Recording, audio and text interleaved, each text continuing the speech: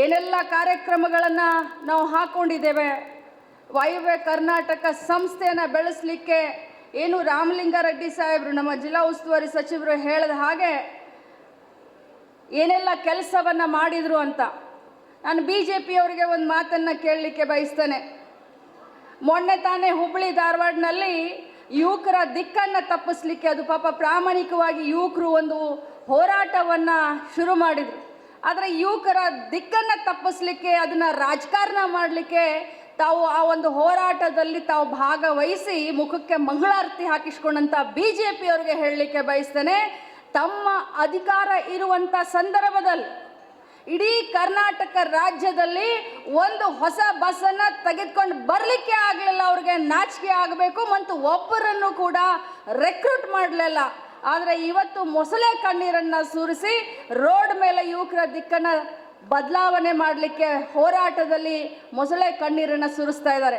ಆದರೆ ಇವತ್ತು ನಾವು ಹೆಮ್ಮೆಯಿಂದ ಹೇಳಬೇಕಾಗತ್ತೆ, ಯಾವಾಗ ರಾಮಲಿಂಗಾರೆಡ್ಡಿ ಅವರು ಸಾರಿಗೆ ಸಚಿವರಾದರು, ಕಾಂಗ್ರೆಸ್ ಸರ್ಕಾರ ತಮ್ಮೆಲ್ಲರ ಆಶೀರ್ವಾದದಿಂದ ಸಹಕಾರದಿಂದ ಬಂತೋ, ಅವತ್ತಿನಿಂದ ಇವತ್ತಿನವರೆಗೆ ಇಡೀ ರಾಜ್ಯದಲ್ಲಿ 7,800 ಹೊಸ ಬಸ್ಗಳನ್ನು ನಾವು ಖರೀದಿ ಮಾಡಿದ್ದೀವಿ. ಜನರಿಗೆ ಅನುಕೂಲ ಆಗಲಿಕ್ಕೆ ಅಂತಂದರೆ ಇದು ಜನಪರ ಕಾರ್ಯಕ್ರಮನೋ ಅಥವಾ ಜನ ವಿರೋಧಿ ಕಾರ್ಯಕ್ರಮನೋ ಅನ್ನೋದನ್ನು ಇವತ್ತು ಜನರು ಅರ್ಥ ಮಾಡ್ಕೊಳ್ಬೇಕು. ಯಾಕಂದರೆ ಹೋದಲ್ಲಿ ಬಂದಲ್ಲಿ BJP ಅವರು, ಯಾಕಂದರೆ ಕೆಲಸ ಇಲ್ಲ ಅವರಿಗೆ, ಬರೀ ನಮ್ಮ ಮೇಲೆ ಆರೋಪವನ್ನು ಅಪವಾದವನ್ನು ಮಾಡ್ತಾರೆ. ತಮ್ಮ ಅಧಿಕಾರದ ಅವಧಿಯಲ್ಲಿ ಒಂದು ಬಸ್ಸನ್ನು ಕೂಡ ಖರೀದಿ ಮಾಡಲಿಕ್ಕೆ ಅವ್ರಿಗೆ ಆಗಲಿಲ್ಲ. ಆದರೆ ಇವತ್ತು ಗ್ಯಾರಂಟಿಗಳನ್ನು ಕೊಟ್ಟು, ಶಕ್ತಿ ಯೋಜನೆಯನ್ನು ಕೊಟ್ಟು ಸುಮಾರು 7,800 ಬಸ್ಗಳನ್ನು ರಾಜ್ಯದ ಸಾರಿಗೆ ಸಂಸ್ಥೆಗಳಿಗೆ ನಾವು ಕೊಟ್ಟಿದ್ದೀವಿ ಅಂತಂದರೆ ಇದು ಹೆಮ್ಮೆಯ ವಿಚಾರ ಅಲ್ಲ ಅನ್ನೋದನ್ನ ತಾವಿವತ್ತು ವಿಚಾರ ಮಾಡಬೇಕಾಗತ್ತೆ. ಜೊತೆಯಲ್ಲಿ ಅವರ ಅಧಿಕಾರದ ಸಂದರ್ಭದಲ್ಲಿ ಒಂದು ಜಾಬನ್ನು ಕೂಡ ಕೊಡಲಿಲ್ಲ KSRTCನಲ್ಲಿ. ಆದರೆ ನಮ್ಮ ಸರ್ಕಾರ ಬಂದ ಮೇಲೆ ಇಲ್ಲಿಯವರೆಗೆ ರಾಮಲಿಂಗಾರೆಡ್ಡಿಯವರ ಒಂದು ನೇತೃತ್ವದಲ್ಲಿ ಈ ಇಲಾಖೆಯಲ್ಲಿ ಸುಮಾರು 10,000 ರೆಕ್ರೂಟ್ಮೆಂಟ್ ಆಗಿದೆ ಅಂತಂದರೆ ಇದು ಹೆಮ್ಮೆ ಪಡಬೇಕಾ? ಇಲ್ಲ, ಒಂದು ಜೋರಾದ ಚಪ್ಪಾಳೆಯನ್ನು ತಾವು ತಟ್ಟಬೇಕು. ರಾಮಲಿಂಗಾರೆಡ್ಡಿ ಸಾಹೇಬರಿಗೆ ನಾನು ಅಭಿನಂದನೆಯನ್ನು ಸಲ್ಲಿಸಲಿಕ್ಕೆ ಬಯಸ್ತೇನೆ. ಯಾವ್ಯಾವ ಇಲಾಖೆಯನ್ನು ಅವರು ಇಲ್ಲಿಯವರೆಗೆ ನಿಭಾಯಿಸಿದ್ದಾರೆ, ಪ್ರತಿಯೊಂದು ಇಲಾಖೆಗೆ ನ್ಯಾಯವನ್ನು ಕೊಡುವಂಥ ಕೆಲಸ ಅದು ಯಾರಾದರೂ ಮಾಡಿದರೆ ಅದು ರಾಮಲಿಂಗಾರೆಡ್ಡಿ ಸರ್ ಅಂತ ಹೇಳಲಿಕ್ಕೆ ಬಯಸ್ತೇನೆ. ಅದರಲ್ಲೂ ವಿಶೇಷವಾಗಿ ವಾಯವ್ಯ ಕರ್ನಾಟಕಕ್ಕೆ ಇಲ್ಲಿಯವರೆಗೆ ಸುಮಾರು 2.5 ವರ್ಷದಲ್ಲಿ 1,200 ಬಸ್ಸುಗಳನ್ನು ನಮ್ಮ ವಾಯವ್ಯ ಕರ್ನಾಟಕಕ್ಕೆ ಅವರು ಕೊಟ್ಟಿದ್ದಾರೆ. ಬಂಧುಗಳೇ, ಇದೇ ಒಂದು ಸಂದರ್ಭದಲ್ಲಿ ನಾನು ಈ ವಾಯವ್ಯ ಕರ್ನಾಟಕವನ್ನು ರಾಣಿ ಕಿತ್ತೂರು ಚೆನ್ನಮ್ಮ ಸಂಸ್ಥೆ ಅಂತ ಘೋಷಣೆ ಮಾಡಬೇಕು ಅಂತ ನಾನು ರಾಮಲಿಂಗಾರೆಡ್ಡಿ ಸಾಹೇಬರಲ್ಲಿ ಮನವಿಯನ್ನು ಮಾಡ್ತೀನಿ. ಅದರ ಜೊತೆಯಲ್ಲಿ ಸಿಬ್ಬಂದಿಗಳು, ನಾನು ಆಗಲೇ ಹೇಳಿದ ಹಾಗೆ ತಮ್ಮ ಶ್ರಮಕ್ಕೆ ಒಳ್ಳೆಯ ಬೆಲೆಯನ್ನು ಖಂಡಿತವಾಗಲೂ ಸರ್ಕಾರ ಕೊಟ್ಟೇ ಕೊಡುತ್ತೆ. ತಾವು ಕೂಡ ಮೊನ್ನೆ ಸ್ಟ್ರೈಕ್ ಮಾಡಿದ್ರಿ, ಆದರೆ ತಮಗೆ ಸ್ಪಂದಿಸುವಂಥ ಕೆಲಸ ಮಾನ್ಯ ಮುಖ್ಯಮಂತ್ರಿಗಳಾಗಲಿ ಅಥವಾ ಇಲಾಖೆ ಸಚಿವರಾಗಲಿ ಖಂಡಿತವಾಗ್ಲೂ ನಾವು ಮಾಡ್ತೇವೆ. ಆದರೆ ಅದರ ಜೊತೆಯಲ್ಲಿ ನಾನು ತಮಗೆಲ್ಲ ಹೇಳಲಿಕ್ಕೆ ಬಯಸ್ತೇನೆ, ತಮ್ಮ ಕುಟುಂಬನೂ ಇರುತ್ತೆ. ತಮ್ಮ ಮನೆಯಲ್ಲಿ ಹೆಂಡತಿ, ಮಕ್ಕಳು, ತಾಯಿ, ತಂದೆ, ಅಣ್ಣ, ತಂಗಿ ತಮ್ಮ ಬರುವಿಕೆಯನ್ನು ಕೂಡ ಕಾಯ್ತಾ ಇರ್ತಾರೆ.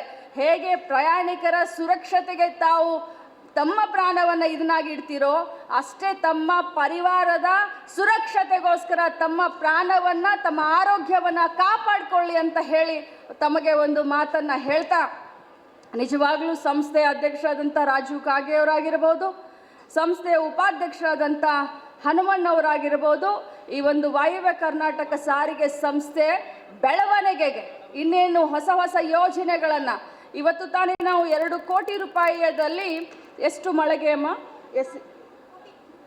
SCP TSPನಲ್ಲಿ 14 ಮಳಿಗೆಗಳನ್ನು, ಅಂದರೆ SC ಜನರಿಗೆ, ST ಜನರಿಗೆ ಆ ಮಳಿಗೆಗಳನ್ನು ನಾವು ಕೊಡ್ತಾ ಇದ್ದೇವೆ. ಯಾಕಂತಂದರೆ ನಮ್ಮ ಸರ್ಕಾರದ ಮೂಲ ಉದ್ದೇಶ ಏನು ಅಂತಂದರೆ ಹಿಂದುಳಿದ ವರ್ಗ ಅಥವಾ ಸಮಾಜದ ಕಟ್ಟ ಕಡೆಯ ಮನುಷ್ಯನಿಗೂ ಕೂಡ ಸರ್ಕಾರದ ಯೋಜನೆಯ ಲಾಭ ಅನ್ನೋದೇ ಸಿದ್ದರಾಮಯ್ಯ ಸರ್ಕಾರದ ಒಂದು ಕನಸು ಅನ್ನುವಂಥ ಮಾತನ್ನು ಹೇಳ್ತಾ, ಶಕ್ತಿ ಯೋಜನೆ ಇಡೀ ಕರ್ನಾಟಕ ರಾಜ್ಯದಲ್ಲಿ, ಅದರಲ್ಲೂ ನಮ್ಮ ಕಿತ್ತೂರು ಕರ್ನಾಟಕದಲ್ಲಿ ಇಷ್ಟೊಂದು ಯಶಸ್ವಿ ಆಗಲಿಕ್ಕೆ ತಮ್ಮ ಶ್ರಮ ಕಾರಣ. ಇವತ್ತು ಆ ಮಹಿಳೆಯನ್ನು ಅತ್ಯಂತ ಗೌರವದಿಂದ ಏನು ಮಹಿಳೆಯರ ಸ್ವಾಭಿಮಾನಕ್ಕೆ, ಮಹಿಳೆಯರ ಸಬಲೀಕರಣಕ್ಕೆ ಕೊಟ್ಟಂಥ ನಮ್ಮ ಸರ್ಕಾರದ ಮುಖ್ಯ ಯೋಜನೆ ಅಂತಂದರೆ ಅದು ಒಂದು ಗೃಹಲಕ್ಷ್ಮಿ ಮತ್ತು ಒಂದು ಶಕ್ತಿ ಯೋಜನೆ. ಇವತ್ತು ಮಹಿಳೆಯರು ಹಳ್ಳಿಯಿಂದ ಎಲ್ಲ ಕಡೆ ಕರ್ನಾಟಕ ರಾಜ್ಯದ ಯಾವ ಮೂಲೆ ಕೂಡ ಹೋದರೂ ಕೂಡ ತಮ್ಮ ಆರ್ಥಿಕ ಸಬಲೀಕರಣ ಇರ್ಬೋದು, ಚಿಕ್ಕ ವ್ಯಾಪಾರ ಇರ್ಬೋದು, ಸಣ್ಣ ಬಿಸ್ನೆಸ್ ಇರಬಹುದು, ಅದನ್ನೆಲ್ಲ ಮಾಡಲಿಕ್ಕೆ ನಮ್ಮ ಶಕ್ತಿ ಯೋಜನೆ ಬಹಳಷ್ಟು ಕಾರಣ ಆಗಿದೆ. ಇವತ್ತು ಮಹಿಳೆ ವ್ಯಾಪಾರ ಜಾಸ್ತಿ ಆಗಿರ್ಬೋದು, ಆರ್ಥಿಕ ಕ್ಷಮತೆ ಜಾಸ್ತಿ ಆಗಿರ್ಬೋದು, ಅದಕ್ಕೆ ಮುಖ್ಯ ಕಾರಣ ಶಕ್ತಿ.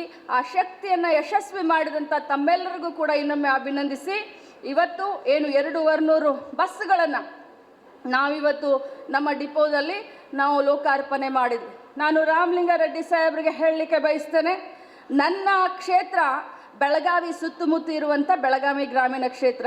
ನಿಮ್ಮ DC ಅವರಿಗೆ, ನಮ್ಮ MD ಅವರಿಗೆ ಭಾಳಷ್ಟು ಹಿಂಸೆಯನ್ನು ಕೊಡ್ತೀನಿ. ಯಾಕಂದರೆ ನನ್ನ ಕ್ಷೇತ್ರ ಬೆಳಗಾವಿ ಸುತ್ತಮುತ್ತ ಇರುವಂಥ ಕ್ಷೇತ್ರ ಇದ್ದರೂ ಕೂಡ ಅತ್ಯಂತ ಹಿಂದುಳಿದಂಥ ಕ್ಷೇತ್ರ. ಈ ಕ್ಷೇತ್ರವನ್ನು ಮುಂದೆ ತೆಗೆದುಕೊಂಡು ಹೋಗಬೇಕು ಅಂತ ಪ್ರಾಮಾಣಿಕವಾದಂಥ ಪ್ರಯತ್ನ ಮಾಡ್ತಾ ಇದ್ದೇನೆ. ಸರ್, ನನ್ನ ಕ್ಷೇತ್ರದಲ್ಲಿ ಕಾರ್ ಇಟ್ಕೊಂಡಂಥ ಜನ ಇಲ್ಲ. ಎಲ್ಲರೂ ಕೂಡ ಗೌಂಡಿ ಇದ್ದಾರೆ, ಮೇಸ್ತ್ರಿ ಇದ್ದಾರೆ, ಫಿಟ್ಟಿಂಗ್ ಮಾಡೋರು ಇದ್ದಾರೆ, ಟೈಲ್ಸ್ ಫಿಟ್ಟರ್ಸ್ ಇದ್ದಾರೆ, ಪೇಂಟರ್ಸ್ ಇದ್ದಾರೆ. ಇಂಥ ಒಂದು ಕ್ಷೇತ್ರ ನಮ್ಮದು. ನಮ್ಮಲ್ಲಿ 5 ಎಕರೆ ಜಮೀನ್ದಾರರು, ನನ್ನ ಕ್ಷೇತ್ರದಲ್ಲಿ 5 ಎಕರೆ ಜಮೀನ್ದಾರರು ಅಂತಂದರೆ ಅತ್ಯಂತ ದೊಡ್ಡ ಶ್ರೀಮಂತರು. ನಮ್ಮಲ್ಲಿ 5 ಗುಂಟೆ ಜಮೀನದಲ್ಲಿ 2 ಪೀಕನ್ನು ತೆಗೆದು ಜೀವನ ಮಾಡುವಂಥ ಅತ್ಯಂತ ಕಡು ಬಡವರಿರುವಂಥ ನಮ್ಮ ಕ್ಷೇತ್ರದಲ್ಲಿ ನಿಜವಾಗ್ಲೂ ನಿಮ್ಮ ಸಾರಿಗೆ ಬಸ್ಗಳು ಪ್ರಾಮಾಣಿಕವಾಗಿ ಅವರನ್ನ ಆರ್ಥಿಕ ಸಬಲೀಕರಣ ಮಾಡಲಿಕ್ಕೆ ಅನುಕೂಲ ಆಗ್ತಾ ಇದ್ದಾವೆ.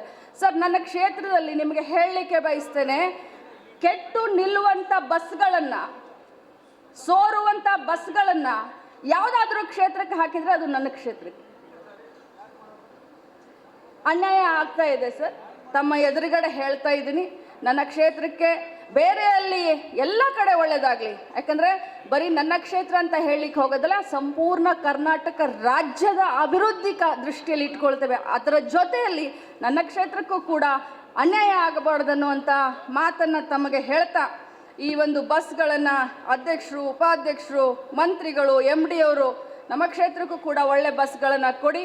ಆ ಜನರಿಗೂ ಕೂಡ ಆ ಬಸ್ನಲ್ಲಿ ಓಡಾಡುವಂಥ ಒಂದು ಹಕ್ಕು ಇದೆ ಅನ್ನುವಂಥ ಮಾತನ್ನು ಹೇಳಿ, ಕಾರ್ಯಕ್ರಮ ಯಶಸ್ವಿ ಮಾಡಿದಂಥ ಎಲ್ಲ ಸಿಬ್ಬಂದಿಗಳಿಗೆ ನಾನು ಅಭಿನಂದಿಸಿ, ವಿಶೇಷವಾಗಿ ರಾಮಲಿಂಗಾರೆಡ್ಡಿ ಸಾಹೇಬರಿಗೆ ಅಭಿನಂದಿಸಿ ನನ್ನ ಮಾತುಗಳನ್ನ ಮುಗಿಸ್ತೀನಿ. ಜೈ ಹಿಂದ್, ಜೈ ಕರ್ನಾಟಕ.